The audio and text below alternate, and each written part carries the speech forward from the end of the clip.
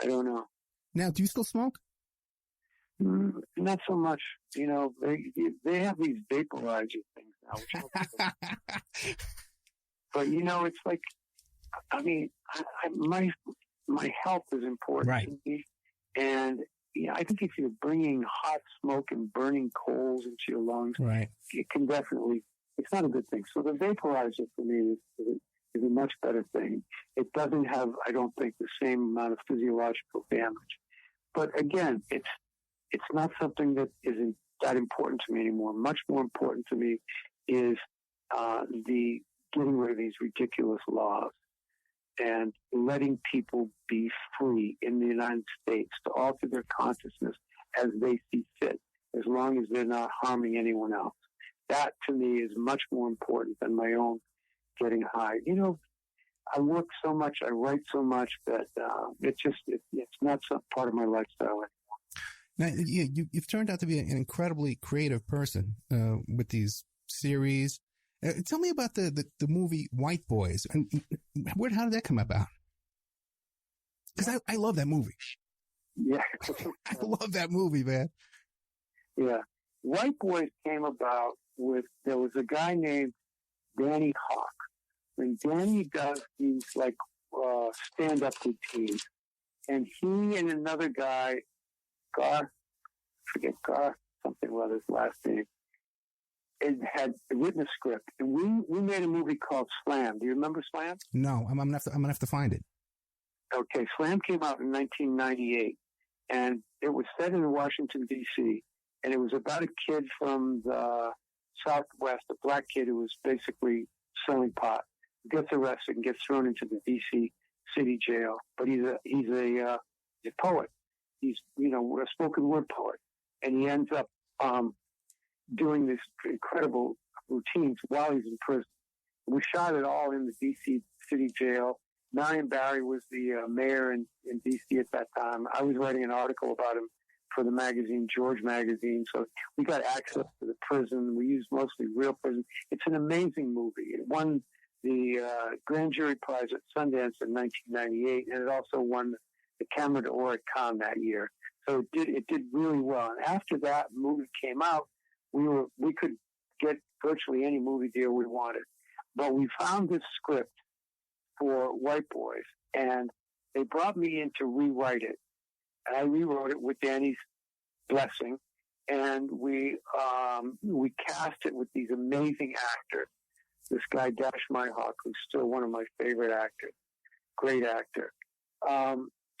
Basically young kids. And the whole story behind it was these kids from Iowa, white kids from Iowa, who listened to nothing but black gangster rap. And their idea of becoming success in life was to deal drugs and go to prison and get down with the black experience. So it was a satire of that whole kind of white boys mentality. And, here's these kids in Iowa growing up in the cornfields of Iowa, and they want to go to Chicago and become drug dealers. And, of course, it ends with them, getting arrested, getting into trouble. So that was White Boys. But there was a lot of rapping. And when you saw the movie, they had a lot of real rappers in there. And we had some crazy music videos that took place like cornfields and stuff like that. There's a scene where he's in prison with Snoop Dogg and he hits the guard because it was the wrong kind of champagne. And he was serving the wrong champagne in prison. It's a great movie, man. Snoop Dogg was fantastic, man. He was so good. He was great. When he came up there, he had his trailer with his video games in it and everything. And I remember him saying, well, man, need something to smoke. And I gave him some, I think it was Tide Pod, actually, that he smoked. And then he became completely convinced. I mean, you take guys like Snoop Dogg and Willie Nelson, those guys smoke more pot than any human being could ever be imagined smoking. And then look at them. They're still creative. They're still doing their thing, running around, doing their concerts. And the whole idea of the potato, the couch potato, the laid back non-entity who just stays high and does nothing is ridiculous. A lot of people who smoke pot are extremely creative and productive. Yeah, that Olympic swimmer, and when I was smoking, in my heyday of smoking, I was a marathon runner. I'd go out and run for 3 hours, lift weights all day. Now, what about the Mike Tyson movie? What's the deal with that? The Mike Tyson movie was a woman named Barbara Koppel, who was an Academy Award-winning director of documentaries, got a gig to do a movie about Tyson when Tyson was in trouble for this alleged rape. And she knew nothing about boxing, and a friend of mine actually that I had met in prison was close to her and said, well, you should get Richard to write the treatment and work on the movie, and that's how I ended up getting that job. I wrote the treatment that was ultimately became the foundation for the film, and then she hired me as a line producer. So I was running around, setting up these interviews, interviewing people who were close to Tyson, and Customato, who is trainer, and all these guys who were in his world. And I loved it. It was the only thing, and this is shortly after I get out of prison, probably because I was still on parole. I had to get permission from my parole officer to leave the borough of Manhattan and go upstate to the Catskills where Mike had his training camp. So I loved it because to me it was like it had the same kind of adrenaline rush and the same kind of excitement that smuggling pot had. You're on the phone, you're trying to get people to come here and do this, do that, and they couldn't put you in jail for it. It was creative. It was much more satisfying to me than anything I'd ever done before. So that got me hooked on making documentary films. Then I hooked up with a guy named Mark Levin, who hired me to work on a documentary about it was about the mob and about these gangsters who were in prison, a lot of whom I knew and had been locked up with. And then I started this magazine called Prison Life Magazine, which was a very successful, critically very successful magazine. Unfortunately, was not a moneymaker because I failed to figure in the fact that, who's going to advertise for magazines basically geared towards prisoners, written by prisoners. But the stuff that we had was fantastic. It won reader awards. It was a really well-done magazine. Lasted for 3 years. And out of that, I met with this woman at HBO who loved the magazine, a woman named Sheila Nevins, who wanted to do a series of documentaries about prison life that were presented by Prison Life Magazine and HBO. And we did these 4 documentaries. We did one called Thug Life in D.C., which became the basis for the movie Slam. We did another one called Execution Machine, Texas Death Row, about people getting the death penalty in Texas. And then we did another one called Gladiator Days, which is an amazing film. I mean, probably one of the ones that most people that know my work are like blown away by that film. And that was all about these prison guards who were setting prisoners up to fight in prison and then betting on it and stuff like that. It's an unbelievable film. And the other one that we did was, Execution Machine, Prisoners of the War on Drugs, which was all about how much drugs were actually in prison. I mean, I tell a lot of people, I never did heroin until I got to, I did a little bit, but I never did heroin like I did with that one until I got to prison. It was so much drugs in prison. It was unbelievable how much drugs there are in prison. It makes sense when you figure, you're locking up a bunch of people who are drug smugglers. They know how to smuggle drugs. And you got a bunch of other people who are drug consumers. So it's a natural place for business to take place. Now, before you went to MCC, when we were at MCC here in New York, the Metropolitan Correctional Center, which we call the Criminal Hilton, which is the craziest jail in the world, right here in Manhattan. In fact, I look out my window now and I can see the jail across the way. I spent over 2 years in that jail while they were fighting this whole second prosecution and the appeal I had on the double jeopardy ground. So I spent a lot of time there.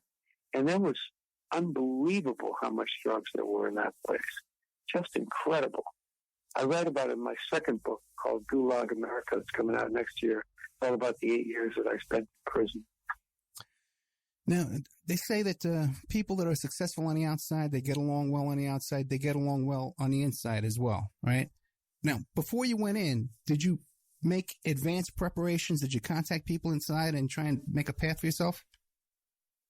No. Just went in. Yeah, I mean, I wasn't really, I sort of knew that it was going to happen, but once I got arrested, I didn't have any chance. I mean, that was it. They weren't going to, they let me out on bail up in Maine, and I jumped bail. Split. So, I was a fugitive for like 2 years, and then they finally arrested me again out in Los Angeles. And at that point, there was no way they were going to let me out. Yeah. They set my bail so high, there was no way I could make it. So I thought, okay, this is it. I'm going to spend a lot of time in these institutions. I better figure out how to do it and, exactly what I want to get out of it. And, for me, it was like a time to reflect on my life, a time to take kind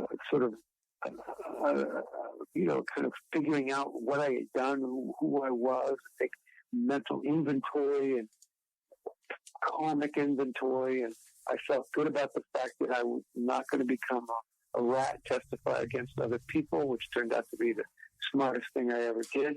And I thought, okay, now I'll have time and I'll write. I'd been a writer before that, and I wrote a novel while I was locked up, which was published in 1990, the year that I got out. So I had a career when I came out of prison as a writer. And, look, the thing about prison is that it's lonely as hell. That's the real punishment. They take you away from the people you love. You're locked up with a bunch of people that you may or may not want to really be around. You have no privacy. You're in these kind of holding pens, or you're in these cell blocks, and there's constant noise. You can't get away from other people. You're out in the yard. You're surrounded by people or guards.